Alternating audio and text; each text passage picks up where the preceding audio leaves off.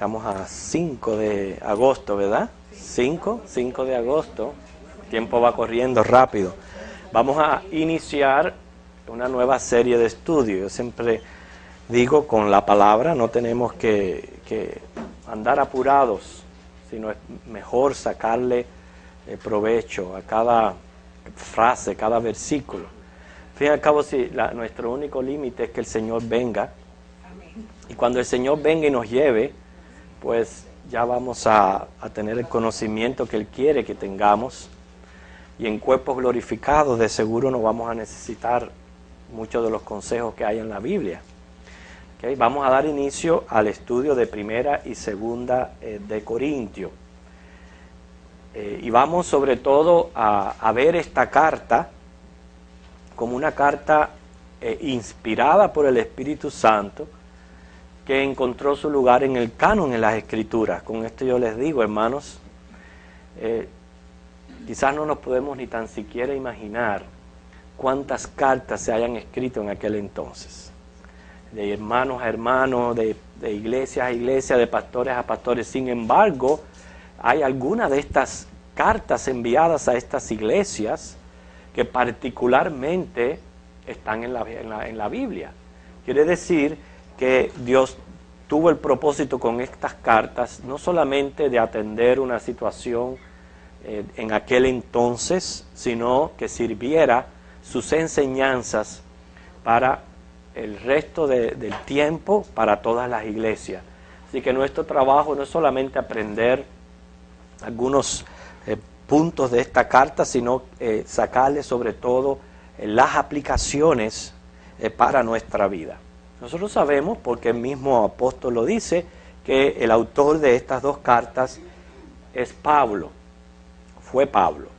La primera dice que se escribió más o menos para el año 56 después de Cristo, y la segunda para el año 57 después de Cristo. Y Pablo se encontraba en Éfeso cuando él escribió estas cartas. En la escuela dominical estamos estudiando el libro de Hechos, y el estudio de Hechos nos ayuda un poquito a comprender más sobre estas cartas particulares de Pablo.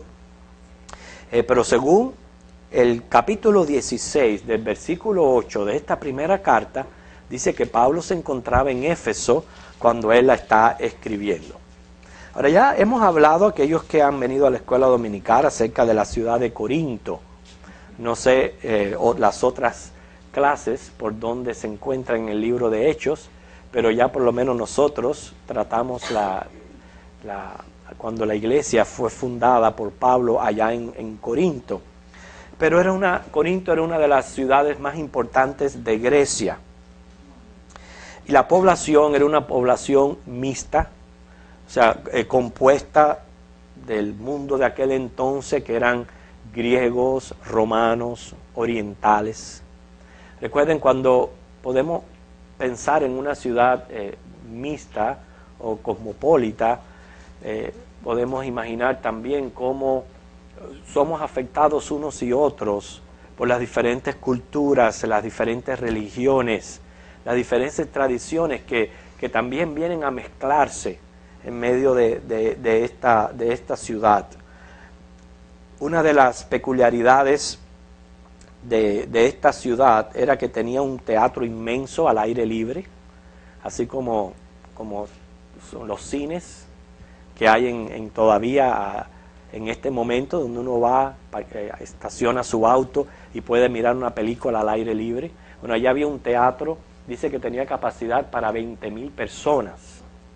También se jugaban muchos juegos atléticos. Estos detalles de la ciudad son importantes porque después vamos a comprender el por qué Pablo usa analogías que para ellos le era muy, como les pudiera decir, era muy aplicativa, muy familiar para ellos, y por eso que él les habla de esta manera.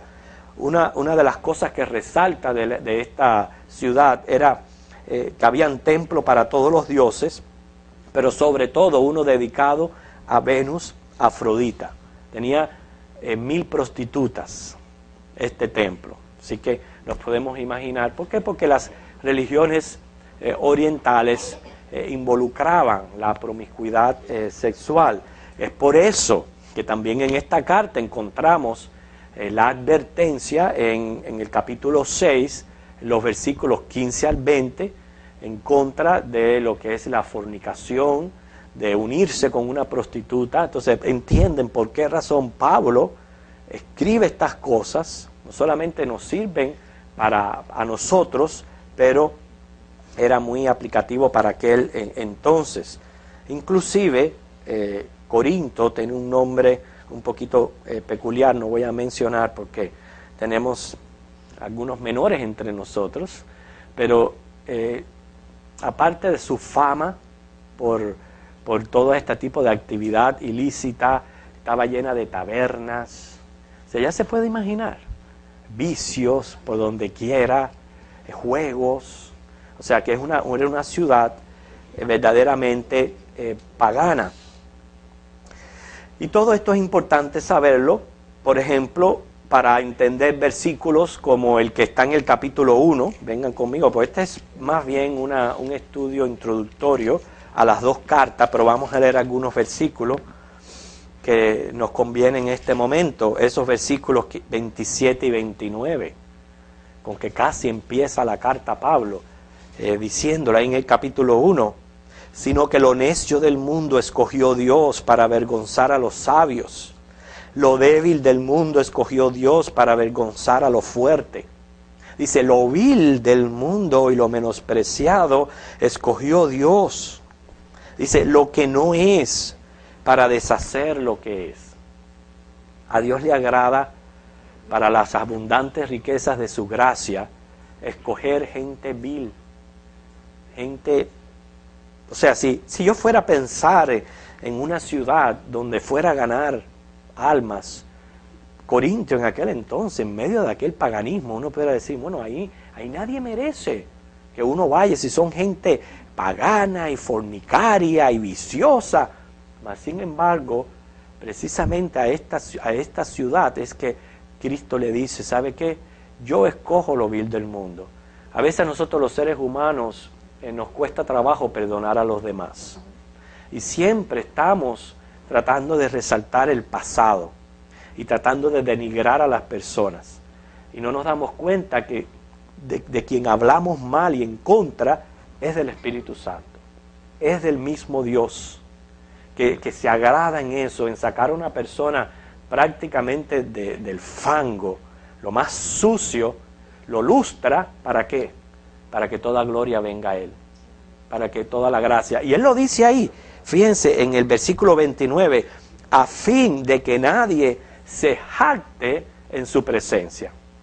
Lo que el Señor nos está diciendo ahí es, a fin de que nadie se crea que es bueno. Porque nosotros nos gusta compararnos unos con otros. Y al compararnos los unos con los otros, bueno, usted puede decir, bueno, yo soy mejor que quizás la pobre mujer que está ahí endrogada y viciada y prostituyéndose ahí en las calles de Fort Myers. Pero no es como lo mira Dios. Dios nos ve a todos pecadores. Y Dios hace cosas grandes en la vida de estas personas y las levanta, dice, para avergonzar a aquellos que se creen fuertes. Entonces es un mensaje muy apropiado a una ciudad tan viciosa y tan pagana, donde vemos en el versículo, en Hechos 18:10, esto nada más que para que lo tengan en mente, Dios le dice a Pablo, ¿sabes qué, Pablo? Cuando él empezó a recibir resistencia en su predicación, el Señor le dice, en visión, yo tengo mucho pueblo en esta ciudad. Y parte de esa gente que Dios tenía en esa ciudad, era gente que Dios salvaba de estas condiciones que les estamos hablando. Se dice que esta iglesia de Corinto fue formada cuando Pablo visitó la ciudad en su segundo viaje misionero, más o menos para el año 50 después de Cristo. Y ustedes saben que allí él trabajó con Aquila y Priscila, un trabajo secular, haciendo tiendas y a la vez predicando el Evangelio y estableciendo la iglesia en esa ciudad.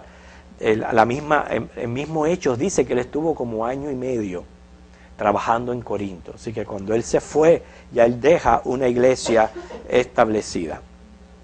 Sin embargo, debido a esos antiguos vicios que habían dejado huellas en algunos, Pablo se ve obligado a reprocharles muchas cosas, como por ejemplo el famoso versículo contra el libertinaje, que es el versículo 12 del capítulo 6, todo me es lícito, pero no todo me conviene. O sea que nosotros tenemos que aquí mantener un balance sano de lo que verdaderamente Dios quiere de nosotros. Dios quiere de nosotros total santidad. De eso no nos puede quedar duda. Nos quiere total santidad. Ahora, queriendo Él total santidad, tampoco Él quiere que nos estemos juzgando los unos a los otros cuando todos estamos bajo un proceso santificador. ¿Entiende? Como todos estamos bajo un proceso santificador, ninguno de nosotros ni tiene derecho ni puede juzgar a otro hermano que Dios está haciendo una obra en él. Pero tampoco es libertinaje, tampoco es, como dice, ser permisivo con las cosas, y por eso que él les reprocha. Todo me es lícito, dice, pero no todo me conviene. Y es donde él le pone el pare a algunos que quizás estaban en libertinaje. ¿Por qué?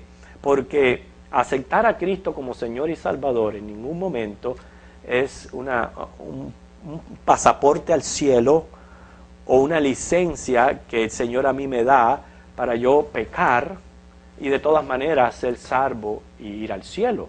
En primer lugar, el que es salvo y va al cielo es porque ha nacido de nuevo, es porque ha sido regenerado por el Espíritu Santo.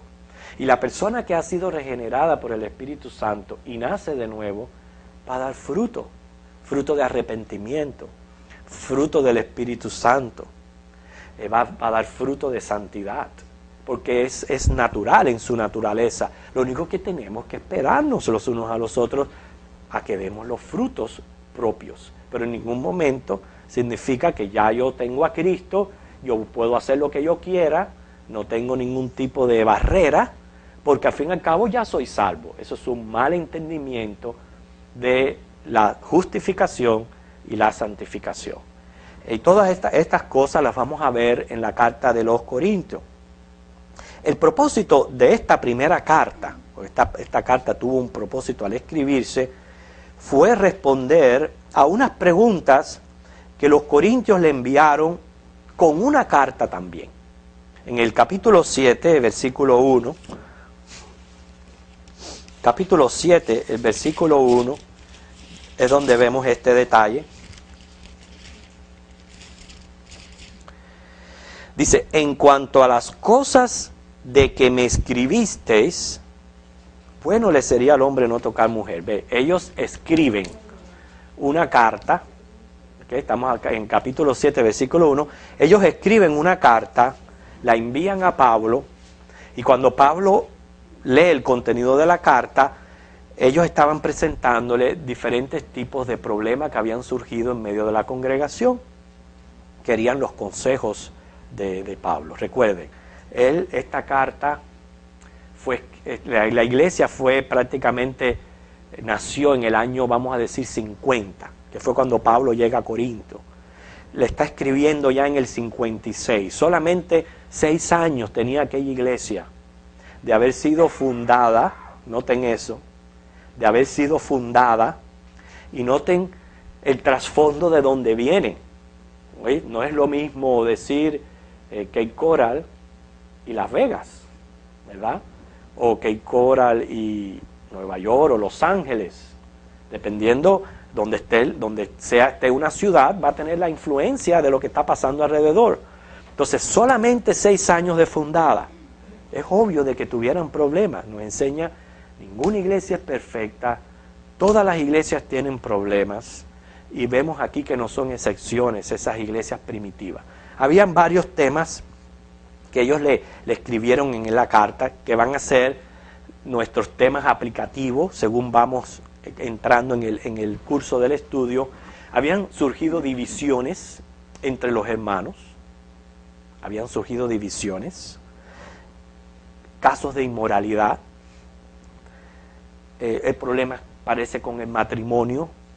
Por eso que es tan interesante este estudio con relación a los divorcios, que son temas que hoy mismo todavía tenemos tantas preguntas al respecto. Bueno, todos esos problemas tenía la iglesia. Cuando se reunían a comer, o sea, los alimentos en el culto, la resurrección, tenían problemas entendiendo la resurrección. Así que él les escribe para atender a todos estos asuntos. Ya saben que Primera de Corintios es para responder una carta que a Pablo le envían con todas estas dificultades y todos estos problemas. ¿Sabía usted que ya Pablo le había escrito a ellos una carta que se perdió? Cuando decimos se perdió, no se sabe el contenido de esta carta, solamente se sabe que les había escrito por lo que dice el capítulo 5, versículos 9 y 10. Versículos 5, 9 y 10. Ve, os he escrito por carta que no os juntéis con los fornicarios. Ve, ya él le había escrito. Ahora, como yo les dije anteriormente, ¿cuántas cartas no se habrán enviado unos a otros? Porque era la manera de comunicarse en aquel momento. Se dice hoy día que el correo está teniendo problemas debido a que la correspondencia electrónica ha sustituido el envío de muchas cartas. Y por lo tanto la gente no está comprando tantos sellos y eso les está perjudicando en sus presupuestos.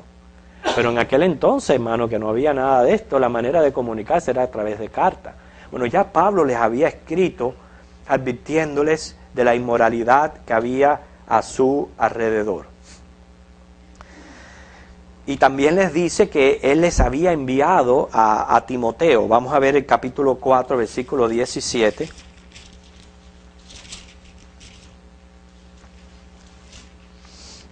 En otras palabras, había problemas. Según Hechos, Apolos había pedido ir a Corintio y él, al parecer, un buen maestro, estuvo ministrando la iglesia de Corintio, pero aún así parece que habían problemas que quizás él no supo cómo lidiar con ellos o no supo. El caso es que Pablo ve la necesidad de enviarles a Timoteo. Y recuerda, hermano, Timoteo era un muchacho joven. Sin embargo, mira a este joven cómo estaba suficientemente preparado en conocimiento, en todo, que fue muy útil para Pablo, que lo enviaba a una iglesia así como esta con tremendos problemas. Entonces, ¿te vio los problemas que yo mencioné? Si nosotros pudiéramos hacer una lista de los problemas que hay entre nosotros. Mire, si a mí Pablo me dice, yo creo, hermano, usted puede ir a Corintio a tratar de resolver estos problemas. Y le digo, no, envíeme a 2 de Corintios. Pero mire, dice el 17, por esto mismo os he enviado a Timoteo, que es mi hijo amado y fiel en el Señor, el cual os recordará mi proceder en Cristo, de la manera que enseño en todas partes y en todas las iglesias. Él veía la necesidad de enviarles un siervo que aprendiera. Y en el momento que ellos reciben esta carta, todavía Timoteo no había llegado. Eso lo sabemos por el versículo 10 del capítulo 16. Ve, y si llega a Timoteo. Muchas veces nosotros no prestamos atención a cómo está la forma del verbo y todas estas cosas que nos ayudan a entender qué es lo que era lo que estaba pasando. Dice, y si llega Timoteo, mirad que esté con vosotros con tranquilidad. O sea, él se los había enviado ya, pero no había llegado en el momento que él envió esta carta. Ahora, ¿sabía usted que Corintio es una de las epístolas que más temas variados contiene. Vienen a ser prácticamente un manual de teología pastoral. Fíjense lo interesante que es cómo Dios en su sabiduría escogió estas iglesias y estas cartas para poder tener un tratado que sirviera para ayudar a la iglesia por todos los años. Y es un tremendo tratado de teología pastoral respecto a la vida de la iglesia y algunos puntos doctrinales. ¿Por qué? Porque aquí Pablo trata sobre el tema del tribunal de Cristo. Entonces, al mencionarle yo estos temas, ya ustedes saben cuál van a ser nuestros estudios al entrar en la carta. El tribunal de Cristo, o sea, cuando nosotros como creyentes compadezcamos ante este tribunal, o sea, vamos a aprender más acerca del juicio, más acerca de cómo es que nosotros vamos a presentarnos ante juicio, qué es lo que va a pasar, todas esas cosas. El cuerpo de nosotros, templo del Espíritu Santo, es otro tema doctrinal grande en Corintio. La cena del Señor, fíjense que es el pasaje que se usa cada vez que vamos a tener la comunión. Hermano, todas las iglesias, por todos estos años, cada vez que la iglesia se une a tener la comunión, ¿a dónde va? A 1 Corintios 11. Y repite las palabras de Corintios. Trata el tema del amor, un tema fuerte, el ejercicio de los dones en la iglesia y la resurrección de Cristo, que es una de las partes en la Biblia donde más se abunda sobre la resurrección, el tipo de cuerpo con que vamos a resucitar, se habla de rapto, o sea que son temas bastante interesantes y muy importantes. En estas cartas, hermano, 1 y 2 de Corintios, vienen a ser muy útiles, especialmente en iglesias que se establecen en lugares bien paganos. Y esto es lo que yo quisiera que nosotros aprendamos hoy. Que puede ser que nosotros no lo veamos aquí, como les repito, en Cape Coral.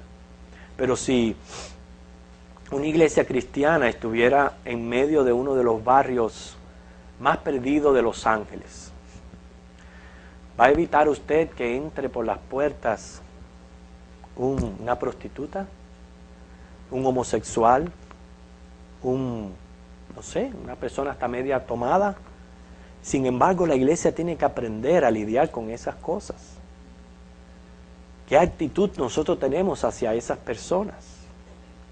Y eso es una de las enseñanzas grandes que tenemos, por lo menos en este estudio introductorio, de que a lo mejor nosotros no lo vemos aquí, pero a veces nos acostumbramos a vernos, a tratarnos, a formar, como yo diría, fuertes lazos familiares y cristianos, donde entonces, al formar esos lazos, a la vez lo que forma es una cortina de separación, donde ya nadie más puede entrar, donde ya nadie más es permitido, donde entran pero chocan con estos miembros y no se sienten bienvenidos, no se sienten que le están diciendo ven a ser parte de la familia de Dios.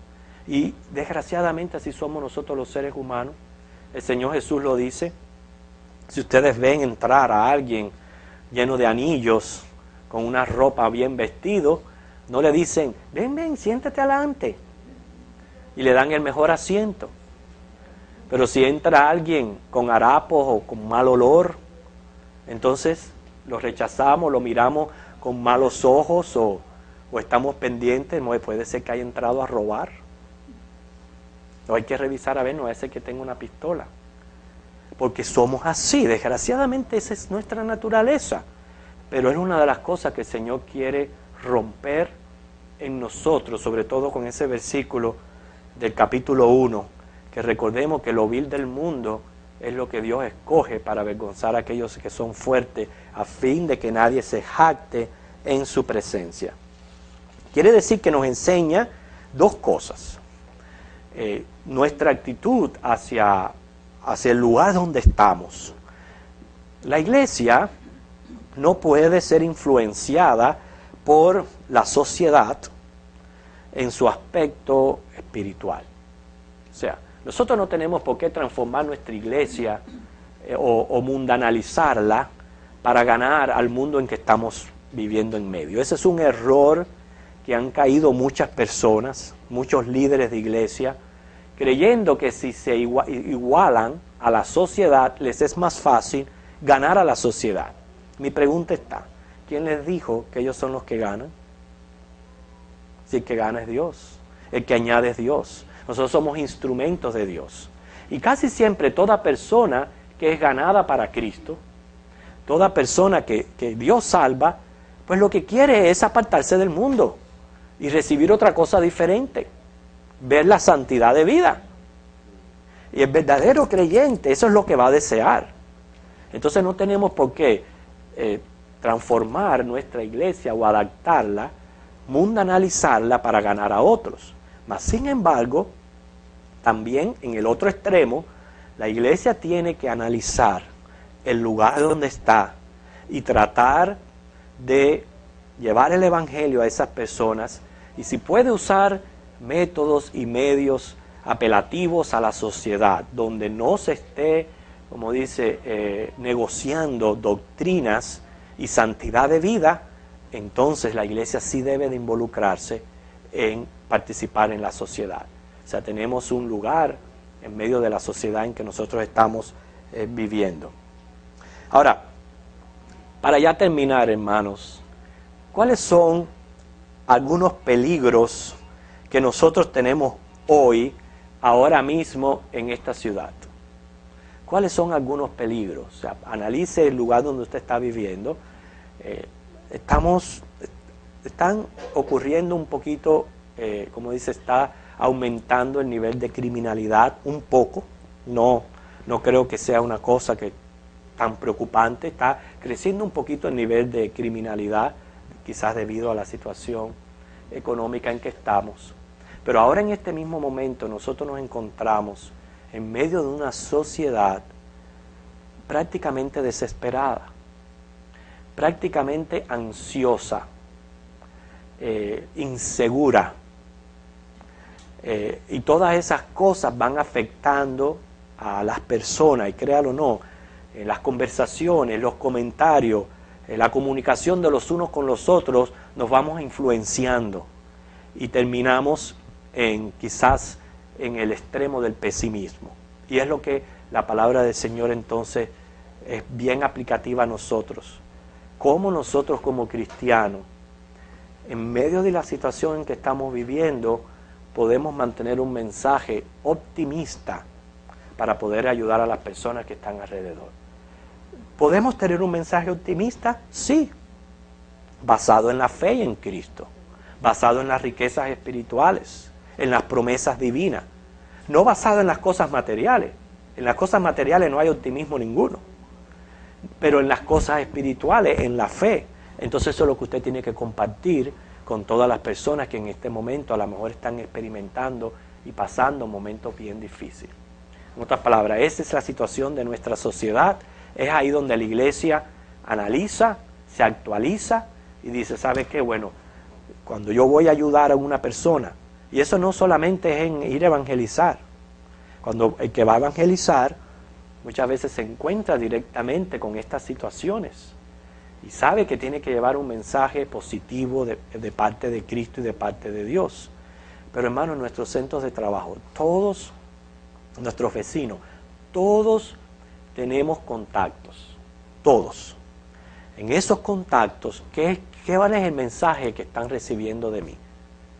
Si yo me voy a poner también con ellos a estar nada más que mencionando, pero eso es muy apropiado, el devocional de nuestra hermana que trajo hoy, me gustó mucho los buitres, como los buitres en efectivo, nada más que están buscando lo muerto y la peste, y en eso es lo que ellos se sienten bien, y son estas mentes oscuras que no pueden ver otra cosa que oscuridad, tiniebla y pesimismo. Pero el Señor no quiere que nosotros tengamos esa mentalidad, sino que tenemos suficientes razones para vivir vidas optimistas en Cristo y más bien ayudar a los demás. Así que, hermanos, la semana que viene vamos a entrar en lo que es ya el estudio de Corintios, desde el primer versículo en adelante. Esta simplemente ha sido una clase introductoria. Que el Señor les bendiga.